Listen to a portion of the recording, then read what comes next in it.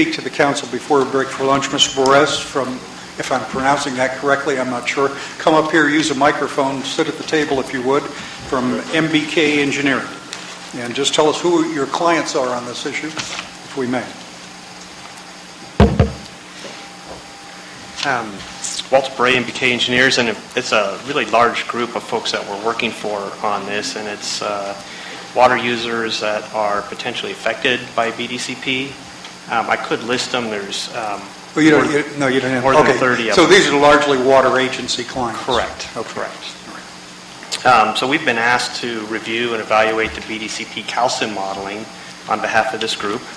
And for those who are not familiar with CalSIM, it's a key water operations tool that's used for most evaluations for the state operations, and it operates the entire upstream areas, Trinity, Shasta, Oroville, Folsom, and all the key reservoirs in the San Joaquin River Basin, as well as the delta and all the export area.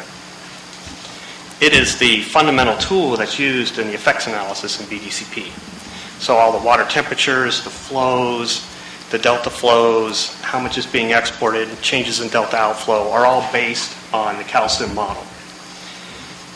So what we've found in our review is that we've got some concerns. It's given us some pause looking at these, the model.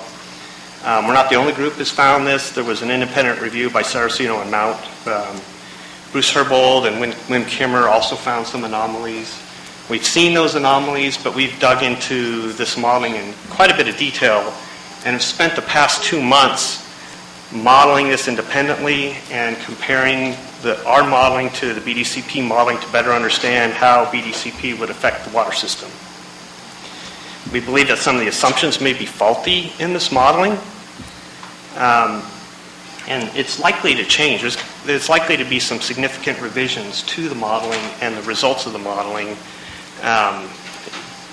for what's been done in the environmental document.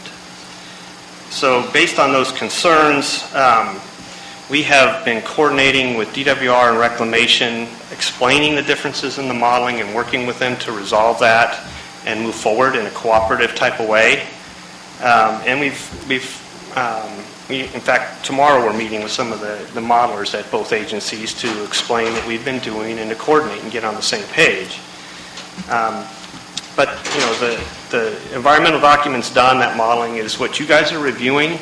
So what we ask the council to do and the Independent Science Board is when you make conclusions and recommendations that you cite what that's based on. If it's changes in delta flows at certain times of the year, if it's reservoir storages, changes in delta exports, that you cite that. So when the modeling does change, there is a link between what might be changed from updated modeling to what your conclusions may be. So that's really what we'd like to ask the Independent Science Board to do, is to document what you're basing your recommendations and conclusions on regarding the modeling. If it would be helpful, we'd be happy to present our modeling and get some background to folks on what we're seeing. And that can be done pretty quickly, I think. We have all that background. We'd be happy to provide the models that we've used. We've been providing them to DWR and Reclamation, and they've been reviewing it as well. Okay. Thank you very much.